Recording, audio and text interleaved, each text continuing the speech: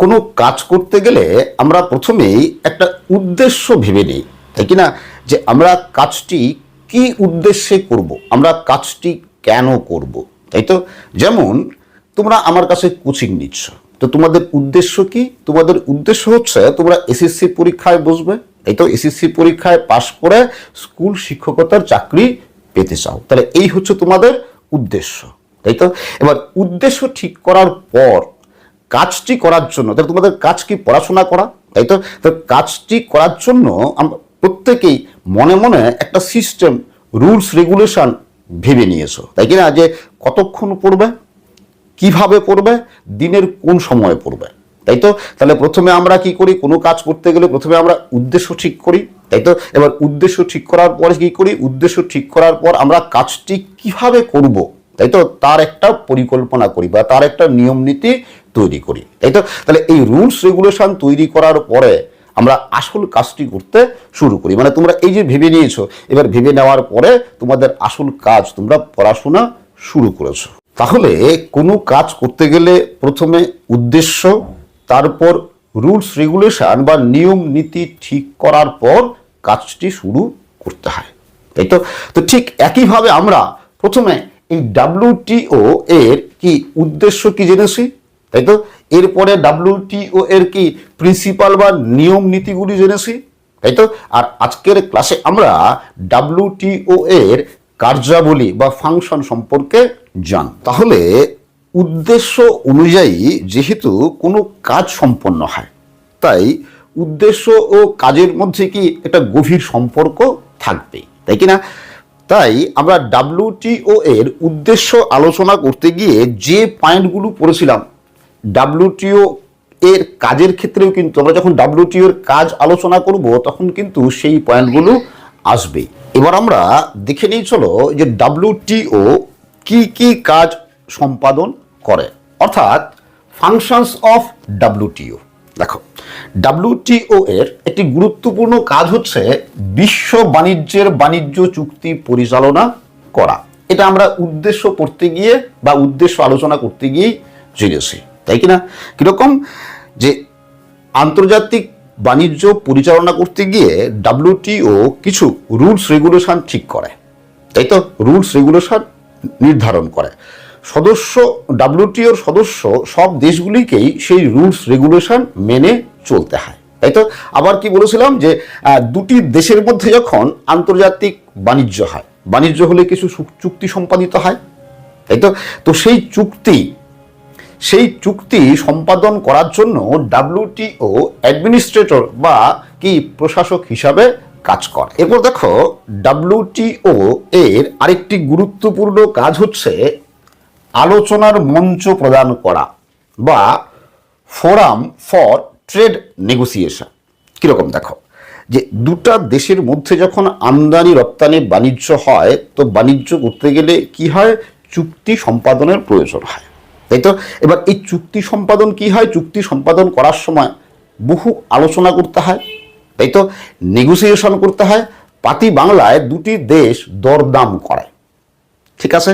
তো এবার এই যে দুটি দেশের মধ্যে নেগোসিয়েশন হবে, নেগোসিয়েশনের মাধ্যমে চুক্তি সম্পাদিত হবে, সেই নেগোসিয়েশন কে করবে? এবার এই নেগোসিয়েশন করার জন্য WTO মধ্যস্থতাকারী হিসাবে একটি ফোরাম বা মঞ্চ ঠিক করে দেয়। একটা উদাহরণ দেই, তাহলে খুব সহজে বুঝতে পারবে। যেমন মনে করো, এই A একটি দেশ এবং B একটি দেশ। এই A এবং B দেশের মধ্যে আমদানি রপ্তানি বাণিজ্য হয়। মনে করো বি দেশ এ দেশ থেকে এম পণ্য ক্রয় করে, এন পণ্য বা প্রোডাক্ট ক্রয় করে এবং ও পণ্য ক্রয় করে, ঠিক আছে? আবার এ দেশ বি দেশের থেকে এক্স পণ্য ক্রয় করে, ওয়াই পণ্য ক্রয় করে এবং জেড পণ্য ক্রয় করে।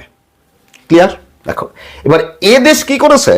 যে এম পণ্যের জন্য 10% ট্যারিফ বা শুল্ক ধার্য করেছে, এন পণ্যের জন্য 20% ট্যারিফ বা শুল্ক ধার্য করেছে এবং ও পণ্যের জন্য 5% ট্যারিফ বা শুল্ক ধার্য করেছে। আবার বি দেশ এক্স পণ্যের জন্য 10%, ওয়াই পণ্যের জন্য 20%, জেড পণ্যের জন্য 10% শুল্ক বা ট্যারিফ ধার্য করেছে। তার মানে বি দেশ যখন এ দেশ থেকে এম পণ্য বা প্রোডাক্ট ক্রয় করবে তখন তাকে কি 10% শুল্ক দিতে হবে, যখন এন পণ্য ক্রয় করবে তখন কি 20% শুল্ক দিতে হবে, এবং যখন ও পণ্য ক্রয় করবে তখন 5% শুল্ক দিতে হবে। ঠিক একইভাবে এ দেশ যখন বি দেশ থেকে এক্স পণ্য ক্রয় করবে, মনে করো 10% শুল্ক দিতে হবে, ওয়াই পণ্যের জন্য 20% শুল্ক দিতে হবে, এবং জেড পণ্যের জন্য 10% শুল্ক দিতে হবে। ঠিক আছে, তো এভাবে শুল্ক ধার্যের পর দেখা গেল বি দেশ দেখলো, মনে করো বি দেশ দেখলো এই যে এন পণ্য আছে, এই এন পণ্যের ক্ষেত্রে 20% শুল্ক যদি দেয়, তাহলে সেই পণ্য আমদানি করার পর বা এ দেশ থেকে কিনে নেওয়ার পর তার লোকসান বা ক্ষতি হচ্ছে, তখন কি করবে, তখন বিদেশ কি করবে, এই যে তার লোকসান বা ক্ষতি হচ্ছে সেটা কোথায় জানাবে, সেটা এই WTO কে জানাবে বা WTO কে ইনফর্ম করবে। এই সমস্যা সমাধান করার জন্য WTO তখন একটি ফোরাম গঠন করে দেয় বা একটি মঞ্চ প্রস্তুত করে। এই ফোরাম কি করে, ফোরাম তখন এই সংশ্লিষ্ট দুই দেশকে এ আর বি দেশকে নিয়ে বসে নেগোসিয়েশনের মাধ্যমে আন্তর্জাতিক বাণিজ্য বা আমদানি রপ্তানি বাণিজ্য চালু রাখার চেষ্টা করবে। ঠিক আছে, এবার নেগোসিয়েশন কিরকম হতে পারে দেখো, যে ফোরাম এ দেশকে বলল, মনে করো এ দেশকে বললো ঠিক আছে তোমার এই যে এন প্রোডাক্টের জন্য 20% নিচ্ছ, তুমি কিছুটা কম করো, কারণ বি দেশের 20% শুল্ক দিলে ক্ষতি হচ্ছে। ঠিক আছে, এবার বি দেশকে এ দেশ বলতে পারে ঠিক আছে আমি এই এন পণ্যের জন্য কিছুটা কম করছি, আমি এন পণ্যের জন্য 10% শুল্ক নিব, কিন্তু বি দেশকে বলতে পারে যে বি দেশ আমার কাছ থেকে ওয়াই পণ্যের জন্য 20% নিচ্ছে, শুল্ক নিচ্ছে, তাহলে এই বি দেশ এই ওয়াই পণ্যের জন্য শুল্ক কিছুটা কম করো। এরকম হতে পারে বি দেশ রাজি হয়ে গেল, বি দেশ বলো ঠিক আছে আমি এই ওয়াই পণ্যের জন্য 10% শুল্ক নিব। ঠিক আছে, তাহলে কি হলো, মিউচুয়াল হয়ে গেল, তাহলে 20%-এর বদলে কত 10% কমে আসলো, তাহলে এ দেশ 10% কমালো এন পণ্যের জন্য, বি দেশ 10% কমালো কার জন্য, ওয়াই পণ্যের জন্য, তাই তো, ফলে একটা মিউচুয়াল হয়ে গেল। তাই তো, মিউচুয়াল হয়ে গেলে কি আমদানি রপ্তানি বাণিজ্য চালু থাকবে, আর আমদানি রপ্তানি বাণিজ্য চালু থাকলেই দেশের অর্থনৈতিক উন্নতি ঘটবে। আর ঠিক এভাবেই WTO ফোরাম তৈরি করে দুই দেশের মধ্যে নেগোসিয়েশনের কাজ করে। এরপর দেখো WTO এর আরেকটি গুরুত্বপূর্ণ কাজ হচ্ছে বাণিজ্য বিরোধ নিষ্পত্তি বা ডিসপুট রেজলিউশন। তো এই বাণিজ্য বিরোধ নিষ্পত্তি একটা প্রধান উদ্দেশ্যও ছিল WTO-র, তাই তো, তো উদ্দেশ্য বাণিজ্য বিরোধ নিষ্পত্তি। এবার এই নিষ্পত্তি কিভাবে করে, নিষ্পত্তি করার জন্য কি কাজ করে দেখো, যদি আমদানি রপ্তানি বাণিজ্য করতে গিয়ে বা আন্তর্জাতিক বাণিজ্য করতে গিয়ে সদস্য দেশগুলির মধ্যে WTO এর সদস্য দেশগুলির মধ্যে কোনো বিরোধ দেখা দেয়, কোনো সমস্যার সৃষ্টি হয়, তো সেই বিরোধ বা সমস্যার কথা WTO কে জানাতে হয়। এবার WTO কি করে, প্রথমে শান্তিপূর্ণভাবে এবং নিরপেক্ষ নীতিতে দুটি দেশকেই কিছু পরামর্শ দেয়। বিরোধ নিষ্পত্তি করার জন্য WTO প্রথমে কিছু পরামর্শ দেয় দুটি দেশকেই। এবার পরামর্শ মেনে দুটি দেশ নিজেদের মধ্যে বিরোধ নিষ্পত্তি করে নিতে পারে। কিন্তু কোনো ক্ষেত্রে যদি ওই পরামর্শ মেনে দুটি দেশের মধ্যে যে বিরোধ, সেই বিরোধের নিষ্পত্তি হলো না, সেক্ষেত্রে WTO বাণিজ্য বিশেষজ্ঞদের নিয়ে একটি প্যানেল তৈরি করে দেয়। ওকে, এবার এই প্যানেল কি করে, দুই দেশের বা সদস্য দেশগুলির বা দুই দেশের মধ্যে বিরোধ, সেই দুই দেশেরই বক্তব্য শোনে। ঠিক আছে, দুই দেশের বক্তব্য শোনার পর এই প্যানেল বা কমিটি কি করে, একটা সুপারিশ করে, এই বিরোধ বা সমস্যা সমাধান করার জন্য একটা সুপারিশ করে। এরপরেও যদি সুপারিশ নিয়ে কোনো দেশের কোনো আপত্তি থাকে, তাহলে তার সেই আপত্তির কথা WTO এর আপিল বিভাগ, একটি আপিল বিভাগ আছে, সেই আপিল বিভাগে জানাতে পারে। আপিল বিভাগ তখন কি করে, আপিল বিভাগ এই যে সুপারিশগুলোর আইনগত দিকগুলি পর্যালোচনা করে, সুপারিশের আইনগত দিকগুলি পর্যালোচনা করার পর একটি রায় ঘোষণা করে। এবার রায় ঘোষণা হলে কি কোনো একটা দেশ জয়ী হবে, কোনো একটা দেশ পরাজিত হবে, তাই তো, যে দেশ পরাজিত হবে সেই দেশ সুপারিশগুলি মেনে চলতে বাধ্য থাকবে, সুপারিশগুলিকে মেনে চলতেই হবে যে দেশ পরাজিত হবে। ক্লিয়ার? এবং এর পরেও যদি পরাজিত দেশ সুপারিশগুলি মেনে না চলে, তখন বিজয়ী দেশ এই পরাজিত দেশের উপরে আন্তর্জাতিক বাণিজ্যে বিধি নিষেধ আরোপ করতে পারে। এরপর দেখো যে WTO এর আরেকটি উল্লেখযোগ্য ফাংশন হচ্ছে মনিটরিং ন্যাশনাল ট্রেড পলিসি, যাকে বাংলায় বাণিজ্য নীতি পর্যবেক্ষণ বলা যায়। ঠিক আছে? কীরকম দেখো যে WTO এর প্রত্যেকটি সদস্য দেশেরই কিছু কি ট্রেড পলিসি বা বাণিজ্য নীতি আছে, তাই তো? তো এই সদস্য দেশগুলির এই যে ট্রেড পলিসি, সেই পলিসিগুলি WTO এর যে পলিসি আছে বা WTO যে চুক্তি সম্পাদন করছে সেই চুক্তির সঙ্গে সামঞ্জস্যপূর্ণ কিনা তা WTO পর্যবেক্ষণ করে। WTO এর আরেকটি কাজ হচ্ছে দেখো যে providing technical assistance and training, বাংলায় যাকে কারিগরি সহায়তা ও প্রশিক্ষণ প্রদান বলা যায়।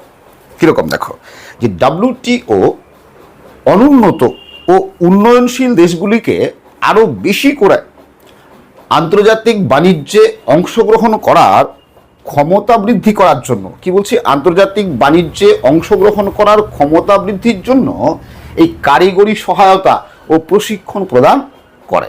ঠিক আছে? কিন্তু মনে রাখবে WTO কিন্তু কখনোই কোনো দেশকে সরাসরি আর্থিক সহায়তা প্রদান করে না। কি বলছি, WTO কখনোই কোনো দেশকে সরাসরি কোনো আর্থিক সহায়তা করে না।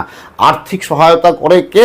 আর্থিক সহায়তা করে ওয়ার্ল্ড ব্যাংক এবং IMF। তোমরা আরেকটা বিষয় মনে রাখবে, WTO আন্তর্জাতিক বাণিজ্যের উন্নতির পাশাপাশি পরিবেশ রক্ষার উপরও গুরুত্ব আরোপ করে। ঠিক আছে?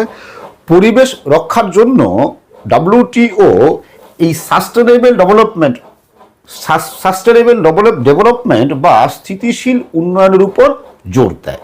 আর পরিবেশগত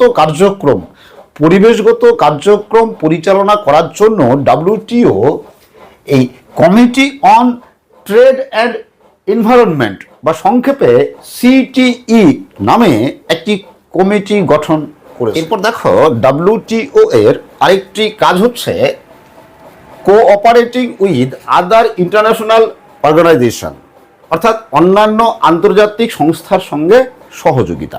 দেখো WTO ওয়ার্ল্ড ইকোনমি বা বিশ্ব অর্থনৈতিক ব্যবস্থাকে স্থিতিশীল রাখার জন্য, কি বলছি, ওয়ার্ল্ড ইকোনমি বা বিশ্ব অর্থনৈতিক ব্যবস্থাকে স্থিতিশীল রাখার জন্য ওয়ার্ল্ড ব্যাংক এবং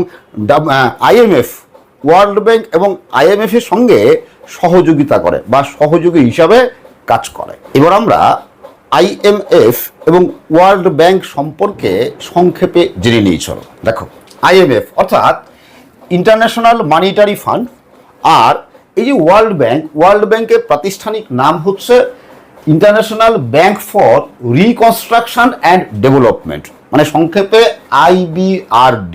আর এই যে IBRD এই IBRDর মূল অংশই হচ্ছে ওয়ার্ল্ড ব্যাংক। তো এই দুটা IMF এবং ওয়ার্ল্ড ব্যাংক কেন প্রতিষ্ঠিত হয়েছিল? দেখো যে দ্বিতীয় বিশ্বযুদ্ধের পর যখন ওয়ার্ল্ড ইকোনমি বা বিশ্ব অর্থনৈতিক ব্যবস্থা দুর্দশাগ্রস্ত হয়ে পড়ে, তো সেই দুর্দশাগ্রস্ত অর্থনৈতিক ব্যবস্থাকে পুনরুদ্ধার করার জন্য 1944 সালের 1 জুলাই থেকে 22 জুলাই পর্যন্ত USA এই ব্রিটন উডস কনফারেন্স সংগঠিত হয়। কি? ব্রিটন উডস কনফারেন্স সংগঠিত হয় কবে? 1944 সালের 1 জুলাই থেকে 22 জুলাই। তো এই ব্রিটন উডস কনফারেন্সের মাধ্যমে দেখো 1944 সালের 22 জুলাই IMF প্রতিষ্ঠিত হয় এবং 1944 সালের 7 জুলাই 7 জুলাই এই international bank for reconstruction and development IBRD প্রতিষ্ঠিত হয়। IMF এবং ওয়ার্ল্ড ব্যাংক এই দুটিরই হেডকোয়ার্টার বা সদর দপ্তর হচ্ছে ওয়াশিংটন ডিসি। আইএমএফেরও সদর দপ্তর ওয়াশিংটন ডিসি এবং ওয়ার্ল্ড ব্যাংকেরও সদর দপ্তর আমেরিকার ইউএসের ওয়াশিংটন ডিসিতে অবস্থিত। ঠিক আছে, দেখো এই আইএমএফের মোট বর্তমানে এর সদস্য সংখ্যা 191, মানে পৃথিবীর 191টি দেশ আইএমএফের সদস্য বা মেম্বার, আর পৃথিবীর 189টি দেশ এই ওয়ার্ল্ড ব্যাংক বা আইবিআরডি এর মেম্বার বা সদস্য। ঠিক আছে, এবার দেখে নিয়ে চলো যে আইএমএফ এবং ওয়ার্ল্ড ব্যাংক এই দুটি আন্তর্জাতিক আর্থিক প্রতিষ্ঠান কি কাজ করে। প্রথমে দেখো এই আইএমএফ, দেখো যে আমাদের দেশে মানে ভারতের রিজার্ভ ব্যাংক কি করে, ভারতের আর্থিক ব্যবস্থাকে মনিটর করে, তাই তো। মানে ভারতের আর্থিক ব্যবস্থাকে মনিটর করে কে? Reserve bank. ঠিক তেমনি গোটা পৃথিবীর আর্থিক ব্যবস্থাকে বা ওয়ার্ল্ড ইকোনমিকে মনিটর করে এই আইএমএফ। এবার আইএমএফ এর যে সদস্য দেশগুলি আছে সেই সদস্য দেশগুলি লোন নিতে পারে বা ঋণ নিতে পারে, তবে কিছু শর্ত আছে। ঠিক আছে, কিছু শর্তে এই আইএমএফ থেকে ঋণ নিতে পারে। ঠিক আছে, কখন ঋণ নিতে পারে? দেখো যদি এরকম হয় যে কোনো দেশে সাময়িকভাবে ইকোনমিক ক্রাইসিস তৈরি হয়েছে, তো দেশের বৈদেশিক মুদ্রা, মনে করো দেশের বৈদেশিক মুদ্রার সঞ্চয় একেবারে তলানিতে গিয়ে ঠেকেছে। বৈদেশিক মুদ্রা সঞ্চয় না থাকায় দেশটি আন্তর্জাতিক বাণিজ্যে অংশগ্রহণ করতে পারছে না, দেশটির অর্থনৈতিক ব্যবস্থা বিপর্যস্ত হয়ে পড়ছে। তো সেই অবস্থায় আইএমএফ ওই দেশগুলিকে কিছু শর্তে খুব স্বল্প শর্ট টার্মের জন্য ঋণ প্রদান করে। বোঝা গেল কি বলছে? তাহলে আইএমএফ কি খুব শর্ট টার্মের জন্য, যে দেশে যদি ইকোনমিক ক্রাইসিস তৈরি হয় সেই ক্রাইসিস থেকে মুক্তি পাওয়ার জন্য আইএমএফ ঋণ প্রদান করে বা লোন প্রদান করে। যেমন এই শ্রীলঙ্কা এবং পাকিস্তান, কিছুদিন আগে তোমরা শুনেছো, শ্রীলঙ্কা পাকিস্তান এই দুটা দেশ যখন ইকোনমিক ক্রাইসিসে পড়েছিল তখন তারা এই আইএমএফ থেকে ঋণ গ্রহণ করেছিল। ভারতের ক্ষেত্রে 1991 সালে ভারতেও ঠিক এরকম অর্থনৈতিক ক্রাইসিস দেখা দেয়। তো এই অর্থনৈতিক বা ইকোনমিক ক্রাইসিস থেকে মুক্তি পাওয়ার জন্য ভারত তখন এই আইএমএফ থেকে ঋণ গ্রহণ করেছিল। এবার দেখো এই ওয়ার্ল্ড ব্যাংক কি কাজ করে। দেখো ওয়ার্ল্ড ব্যাংক পৃথিবীর উন্নয়নশীল ও অনুন্নত দেশগুলির ডেভেলপমেন্টের জন্য দীর্ঘমেয়াদী লং টার্মের জন্য লোন দেয় বা ঋণ প্রদান করে। কি জন্য? দেশগুলির ডেভেলপমেন্ট বা উন্নতির জন্য। আর আইএমএফ কি? আইএমএফ শর্ট টার্মের জন্য, স্বল্প সময়ের জন্য ঋণ প্রদান করে। তবে দুটার পারপাস কিন্তু আলাদা। আইএমএফ কি জন্য ঋণ প্রদান করে? আইএমএফ ইকোনমিক ক্রাইসিস থেকে মুক্তি পাওয়ার জন্য ঋণ প্রদান করে। আর ওয়ার্ল্ড ব্যাংক কি জন্য? ওয়ার্ল্ড ব্যাংক কি বলছি, ডেভেলপিং কান্ট্রি বা আন্ডার ডেভেলপড কান্ট্রিগুলোর ডেভেলপমেন্টের জন্য দীর্ঘমেয়াদী ঋণ প্রদান করে। ঠিক আছে, মনে করো যে অনুন্নত ও উন্নয়নশীল দেশগুলিতে আন্তর্জাতিক বাণিজ্যের পরিমাণ বৃদ্ধি করার জন্য নতুন রাস্তাঘাট তৈরি করার প্রয়োজন আছে। ঠিক আছে, বা ইলেকট্রিসিটির উন্নতি করার প্রয়োজন আছে, বাঁধ বা জলাধার নির্মাণ করার প্রয়োজন আছে। তাহলে ওই দেশগুলি এই ওয়ার্ল্ড ব্যাংক থেকে ঋণ পেতে পারে। ঠিক আছে, তো এই ওয়ার্ল্ড ব্যাংক কি করে? এই উন্নয়নশীল ও অনুন্নত দেশের বিভিন্ন ইনফ্রাস্ট্রাকচারাল প্রজেক্ট, যেমন রেলওয়ে তৈরি, রেল লাইন তৈরি, রোডওয়েজ তৈরি, ড্যাম তৈরি, ইলেকট্রিসিটি এবং বিভিন্ন সোশ্যাল প্রজেক্ট, মানে মনে করো হসপিটাল তৈরি, শিক্ষা ব্যবস্থার উন্নতির জন্য স্কুল কলেজ নির্মাণ, এগুলোর ক্ষেত্রে এই ওয়ার্ল্ড ব্যাংক থেকে এই অনুন্নত ও উন্নয়নশীল দেশগুলি ঋণ পেতে পারে। ক্লিয়ার? দেখো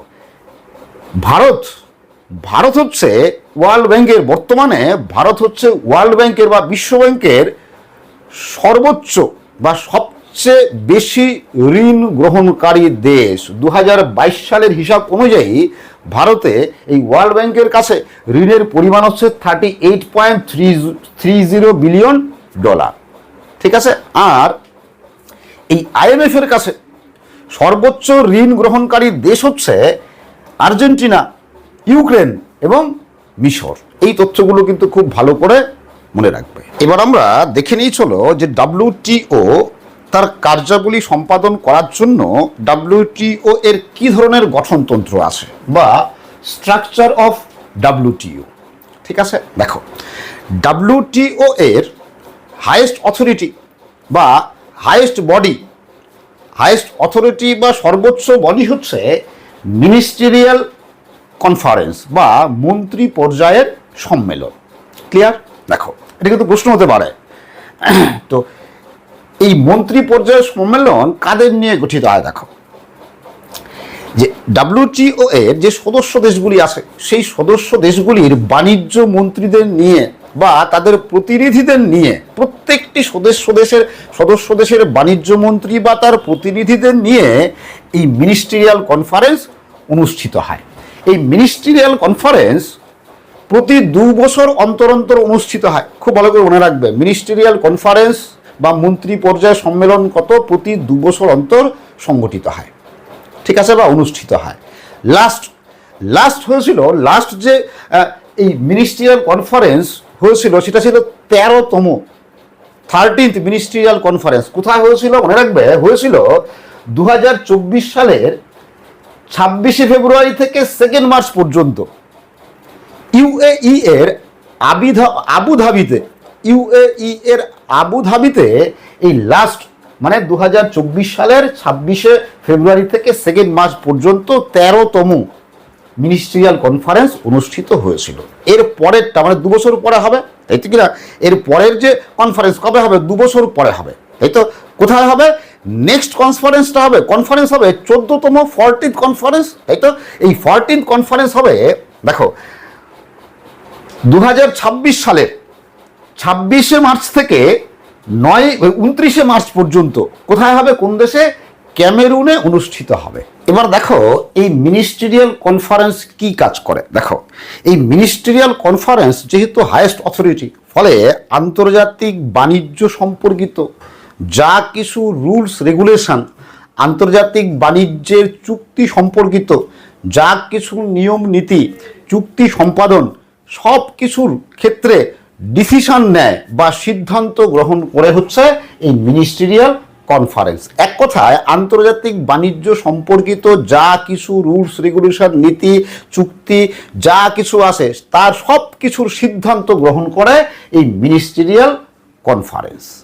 ক্লিয়ার? এবার দেখো, এবার এই মিনিস্টেরিয়াল কনফারেন্স যা সিদ্ধান্ত নেয়, তাই মিনিস্টেরিয়াল কনফারেন্স কি শুধুমাত্র সিদ্ধান্ত গ্রহণ করে। এবার এই মিনিস্টেরিয়াল কনফারেন্স যে সিদ্ধান্ত গ্রহণ করলো সেগুলোকে কি ইমপ্লিমেন্ট করতে হবে, সেগুলোকে কি এক্সিকিউট করতে হবে, তাই তো? সেগুলো কি বাস্তবে প্রয়োগ করতে হবে, তাই তো? এবার বাস্তবে প্রয়োগ করার জন্য মানে একদম খাতায় কলমে, হাতে কলমে এই সিদ্ধান্তগুলোকে কার্যকরী করার জন্য এই জেনারেল কাউন্সিল আছে।